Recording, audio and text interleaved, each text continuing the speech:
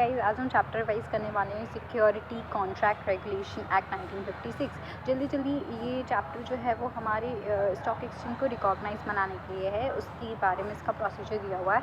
जल्दी हम रिवाइज करते हैं। सबसे पहले जो मेन वर्ड आता है वो आता है कॉर्पोरेटाइजेशन वो बोलने मैंने कॉर्पोरेटाइजेशन, ठीक है। तो इसका मतलब क्या होता है, सक्सेशन हमारे रिकॉग्नाइज स्टॉक एक्सचेंज का या फिर बॉडी ऑफ इंडिविजुअल का या हमारी सोसाइटीज़ का जो कि रजिस्टर है सोसाइटीज़ रजिस्ट्रेशन एक्ट 1860 के अंदर, ठीक है। और जो हमारी कंपनीज जो कि इनकॉर्पोरेटेड हैं for the purpose of assisting, controlling और regulating of dealing in securities और their trading rights and management, ठीक है। इसमें फिर आ जाता है सेकंड टर्म जो कि इम्पॉर्टेंट है, वो है डीम्यूचुअलाइजेशन का। डीम्यूचुअलाइजेशन मतलब हमारा succession of management in its trading right. हम मैनेजमेंट को उसकी ट्रेडिंग राइट से कैसे सेपरेट करते हैं वो इसमें आता है। और ये जो भी सक्सेशन है ये भी अप्रूव्ड होना चाहिए सेबी के through, security exchange board of India के थ्रू, ठीक है। स्पॉट डिलीवरी आता है। स्पॉट डिलीवरी मतलब वो डिलीवरी जो कि एक्चुअल डिलीवरी के वाले दिन ही, सेम दिन ही हो रही है या फिर उसके एक दिन जस्ट नेक्स्ट डे हो रही है उसके, या फिर अगर बेनिफिशियल ओनर की बात है तो एक बेनिफिशियल ओनर के अकाउंट से ट्रांसफ़र हो रहा है दूसरे बेनिफिशियल ओनर के अकाउंट में, तो हम उसको एक्चुअल डिलीवरी कहेंगे। स्टॉक एक्सचेंज दो हो सकते हैं जो कि कॉर्पोरेटाइजेशन और डीम्यूचुअलाइजेशन के प्रीवियसली आए, या फिर वो स्टॉक एक्सचेंज हो सकता है जो कि रजिस्टर्ड है कंपनीज एक्ट 2013 के अंडर।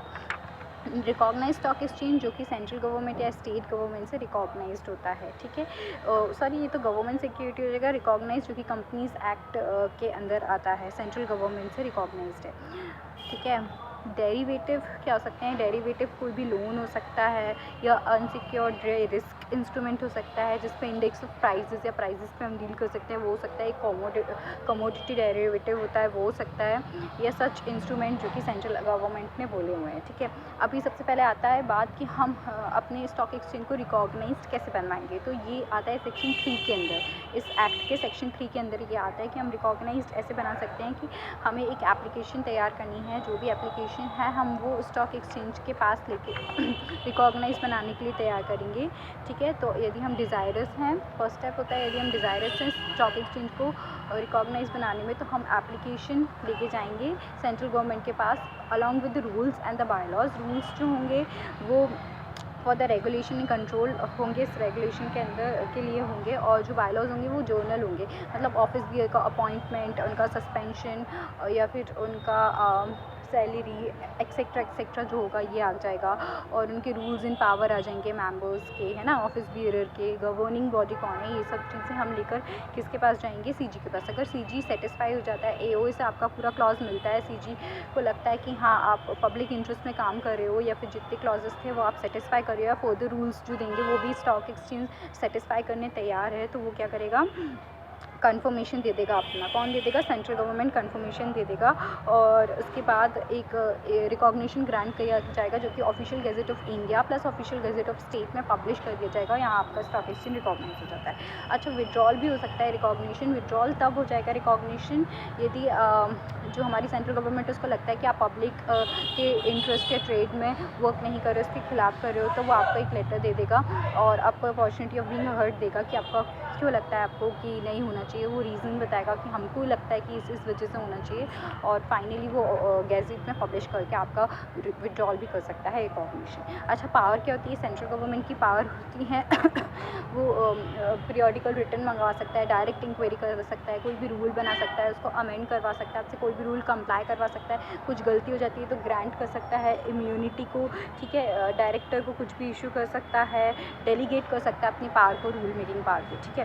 अभी रिकॉग्नाइज स्टॉक एक्सचेंज की पावर क्या होती हैं, उनका सिर्फ 2 ही पावर है, उनको रिस्ट्रिक्ट करना है अपने वोटिंग राइट को, और अपने जो बायलॉज हैं उनको बनाना है। सेबी की पावर तो बहुत इजी है, आप अमेंड कर सकते हैं कोई भी बायलॉज को, आप रेगुलेट कर सकते हैं कोई भी बायलॉज को, उसको एडजुडिकेट कर सकते हो, ठीक है। अभी देखो, अगर परमिशन ग्रांटेड नहीं होती है रिकॉग्निशन की, किसकी, रिकॉग्निशन ऑफ स्टॉक एक्सचेंज की परमिशन ग्रांटेड नहीं होती है, तो यदि परमिशन ग्रांटेड नहीं हो रही है तो जो रिफ्यूजल है उसकी विदिन 15 डेज़ हमको पूरा मनी जो भी हमने पब्लिक से लिया था वो वापस दे देना है, ठीक है। कितने, sorry, I am very sorry, 8 days में हमको वापस दे देना है। 8 डेज़ में यदि कोई पब्लिक हॉलीडे आ जाता है तो that can be the 9 day, है ना, बट 8 डेज़ में वापस दे देना। और यदि वो नहीं देते हैं तो 15% से पेनल्टी लगेगी, जो कि वो प्लस अमाउंट करके पेनल्टी अमाउंट आपको देना पड़ेगा। ठीक है, यदि आपका रिफ्यूजल हो जाता है स्टॉक एक्सचेंज का कि बाय द गवर्नमेंट, तो आप जो है सेट मतलब सिक्योरिटी एपीलेट ट्रिब्यूनल में विद इन द रिफ्यूज़ल की 15 डेज़ में, है ना, आप जा सकते हो सेट के पास और अपनी एप्लीकेशन दे सकते हो कि ये प्रॉब्लम थी। और यदि जो सेट है ना, सेट क्या कर सकता है, या तो वेराई कर सकता है, चेंजेस ला सकता है जो रूल्स पास थे, या फिर सेट असाइड कर सकते हैं आपके केस को, और ये केस विद इन 6 मंथ में तो डिस्पोज कर ही देगा सेट। ठीक है, और क्या बोल सकती हूँ, नेक्स्ट पेनल्टीज़ हैं। पेनल्टीज़ तो हम लास्ट में ही डिस्कस करेंगे। नेक्स्ट जो पेनल्टी है वो किस बेसिस पे लगाई जाती है, 3 बेसिस पे, या तो अनफेयर एडवांटेज हो गया है, या प्रपोर्शनेट गेन हो रहा है सामने वाले को, या इन्वेस्टर को बहुत ज़्यादा लॉस हो रहा है, उसके बेसिस पे हम लगा सकते हैं, या फिर रिपीटेटिव नेचर का डिफ़ॉल्ट हो रहा है। ठीक है, तो उसके बेसिस पे भी हम पेनल्टीज़ लगा सकते हैं। नेक्स्ट जो है हमारा वो है कि यदि पैसा नहीं देते हैं पेनल्टी का, तो हम कैसे वसूल करेंगे। तो जो ऐसे वसूल होगा कि आपकी जो मूवेबल प्रॉपर्टी है उसको बेच दिया जाएगा, या मूवेबल प्रॉपर्टी उसको अटैच कर दिया जाएगा, और ठीक है, बेचने के लिए, या फिर आपके बैंक अकाउंट को सीज़ कर सकते हैं, या फिर वो भी नहीं है तो आपको आपका जो है डायरेक्टर जिसने फॉल किया उसको प्रिजन में डाल सकते हैं, इम्प्रिजनमेंट हो सकता है, डिटेंशन हो सकता है उसका, और जो मैनेजर है उसको अपॉइंट करके हम जो भी चीज़ अटैच की उसको बेच देंगे। नेक्स्ट जो स्पेशल कोर्ट होता है, स्पेशल कोर्ट बनता ही है जल्दी स्पीडी नेचर के चीज़ों को डिस्पोज करने के लिए। जो स्पेशल कोर्ट है हमारा वो उसमें क्या होता है, एक सिंगल जज होता है जो कि अपॉइंटेड होता है सेंट्रल गवर्नमेंट के थ्रू, और ये जो जज होता है ना, ये इसके पास लाइक सेशन कोर्ट और हाई कोर्ट वाली पावर होती है। ठीक है, इसका क्वालिफिकेशन हो सकता है या तो ये एडिशनल सेशन जज है या ये सेशन जज है, वो होते हैं according to criminal procedure code 1973 के अकॉर्डिंग। ठीक है, नेक्स्ट आता है जो भी फंड, जो भी पेनल्टीज़ होती है वो कंसोलिडेटेड फंड ऑफ इंडिया में जाके डिपॉजिट हो जाती हैं।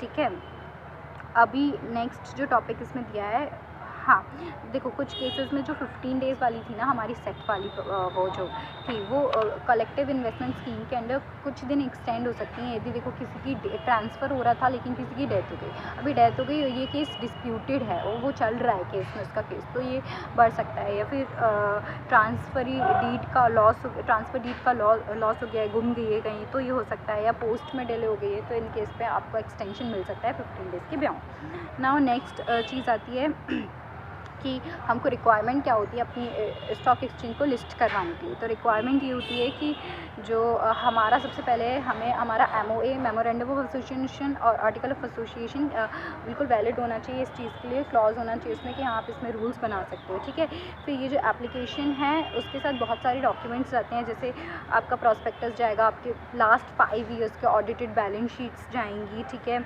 आपका अकाउंट्स जाएंगे, आपके शेयर कितने प्रॉफिट हुए, आपका कैपिटल स्ट्रक्चर कितना, डेट था कितना, इक्विटी था, अच्छा सर्टिफिकेट्स जाते हैं, आपके डायरेक्टर को कोई प्रॉब्लम नहीं है, आपके टेक्निकल डायरेक्टर को नहीं है, मैनेजर को कोई प्रॉब्लम नहीं है, सेलिंग एजेंट्स को कोई प्रॉब्लम नहीं है। ठीक है, और वेंडर या प्रमोटर्स को नहीं है, अंडर राइटर सब अंडर राइटर ब्रोकर्स को प्रॉब्लम नहीं है। ये सर्टिफिकेट्स जाके साइन होकर हमारी एप्लीकेशन के साथ जाते हैं और आपको लगता है कि आपकी रिकॉग्नाइज स्टॉक एक्सचेंज को, है ना, पब्लिक कंपनी लिस्टेड कंपनी जाते हैं रिकॉग्नाइज स्टॉक एक्सचेंज को लगता है कि AOA से पूरे क्लॉजेस सर्टिफाइड हैं या कंप्लाई कर रहा है मिनिमम शेयर होल्डिंग, सर भी पढ़ेंगे मिनिमम शेयर होल्डिंग क्या होता है, उससे कंप्लाई कर रहे हैं तो वो आपके स्टॉक एक्सचेंज को रिकॉग्नाइज कर देगा। नेक्स्ट मिनिमम शेयर होल्डिंग क्या होता है, मिनिमम शेयर होल्डिंग के 3 है। आपकी पोस्ट इशू कैपिटल, मतलब जब आपकी कैपिटल इशू नहीं थी उसके पहले की कैपिटल, तो पोस्ट इशू कैपिटल यदि 1600 मतलब 1600 से कम है या उतनी तक है, अप टू 1600 है, तो आपको 25% मिनिमम अलॉटमेंट रखना पड़ेगा। 1600 से ज़्यादा है, अप टू 4000 है, तो आपका मिनिमम जो हो जाएगा वो हो जाएगा 400 करोड़। बट 4000 से भी ज़्यादा है, 4000 करोड़ से भी ज़्यादा है, तो वो 10% पे आ जाएगा, इतना मिनिमम शेयर होल्डिंग हमको रखना है। अभी डिलिस्टिंग ऑफ सिक्योरिटीज़ क्यों होता है, मतलब सिक्योरिटीज़ को हम डीलिस्ट कब करवा देते हैं, तो डीलिस्ट कुछ केसेस पे होता है, इसका शॉर्ट फॉर्मूला है मसल MASAL मसल। ठीक है, तो इससे हम याद कर लेंगे M for what, minimum share holding जो भी है आपकी, ठीक है, उससे बिलो आ गए हो आप, मतलब जो सिक्योरिटीज़ आप होल्ड कर रहे हो that is below the minimum share holding M। Next is A से मतलब है जो भी एड्रेस है किसका, डायरेक्टर प्रमोटर का, ये इनका स्टेटस नॉट नोन है या एड्रेस इन्हें फॉल्स फैब्रिकेटेड किया है या रिकॉग्नाइज स्टॉक एक्सचेंज जो बना है वो कंपनी एक्ट से कंप्लाई नहीं करता है, कुछ गलत बन गया है, तो आप कर सकते हो MA। अब S से क्या है, जो भी सिक्योरिटीज़ हैं, ठीक है, किसकी, रिकॉग्नाइज स्टॉक एक्सचेंज की जो भी सिक्योरिटी है वो पिछले 6 महीने से ट्रेड नहीं हो रही हैं या पिछले लास्ट 3 कॉन्जिक्यूटिव ईयर से इनफ्रिक्वेंटली ट्रेडेड है तो भी आपकी सिक्योरिटी डीलिस्ट कर दी जाएंगी। MAS हो गया ए। नेक्स्ट ए जो आता है वो आता है आपका अवॉर्डी। हाँ, तो यदि आपके डायरेक्टर प्रमोटर ने डिपॉजिटरी एक्ट के अंदर कुछ किया है, किसी भी एक्ट के अंदर वो पेनल्टी होल्डर है और उनकी पेनल्टी अगर टर्म्स में फ़ाइन टर्म्स में तो वो 1 करोड़ से कम की नहीं है और अगर इम्प्रिजनमेंट टर्म्स में है तो वो 3 साल से कम की नहीं है। तो ऐसे केस में वो डायरेक्टर, वो प्रमोटर, वो मेंबर्स के कारण भी डीलिस्ट हो सकता है। MASA हो गया। अब L जो है लास्ट का, L ये है कि यदि कंपनी को लास्ट कॉन्जिक्यूटिव 3 ईयर मतलब इकट्ठे 3 ईयर से लॉस हो रहा है या फिर उनकी नेगेटिव नेटवर्थ है, इसके कारण भी डीलिस्ट हो सकता है। मैं कंपनी क्यों बोल रही हूँ, डीलिस्ट हो सकता है। रिकॉग्नाइज स्टॉक एक्सचेंज में से जो भी बोलने में वर्ड्स चेंज हो गए हैं, आई एम बिट सॉरी। ये रिवीजन पर्पज़ के लिए मैं रिवीजन करती हूँ, आपके लिए मैंने शेयर कर दिया। ठीक है, चलिए मिलते हैं अपनी नेक्स्ट वीडियो में, तब तक के लिए बाय बाय।